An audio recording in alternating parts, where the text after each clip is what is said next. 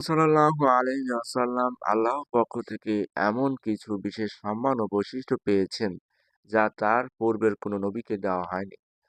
আল্লাহ তাআলা এমন প্রভাব ও সাহায্য দিয়েছেন যে ১ মাস দূরত্বের শত্রুর মনে ভয় সৃষ্টি হতো।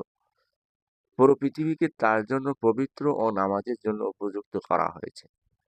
অর্থাৎ আমাদের জন্য বিশেষ কোনো জায়গার প্রয়োজন নেই। যেখানে নামাজের সময় হবে সেখানে আমরা সালাত আদায় করতে পারি। যুদ্ধের পর শত্রুর পক্ষ থেকে শত্রুদের থেকে প্রাপ্ত যে সম্পদ অর্থাৎ গানিমতের মাল তার উম্মতের জন্য হালাল করা হয়েছে, যা পূর্বের উম্মতের জন্য বৈধ ছিল না।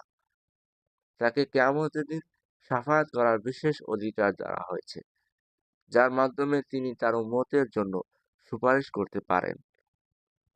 পূর্বের নবীগণ নির্দিষ্ট কোনো জাতি বা সম্প্রদায়ের জন্য প্রেরিত হতেন, কিন্তু আমাদের নবী সাল্লাল্লাহু আলাইহি ওয়াসাল্লাম প্রেরিত হয়েছেন সমগ্র মানবজাতির জন্য। এই বৈশিষ্ট্য আমাদের নবীর মর্যাদা কতটা মহান তা প্রমাণ করে। তাই আমাদের উচিত তার দেখানো পথে চলা এবং তার সুন্নাহ অনুযায়ী জীবন গঠন করা। আল্লাহ আমাদের সবাইকে তা অনুসরণ করার তৌফিক দান করুন। আমিন।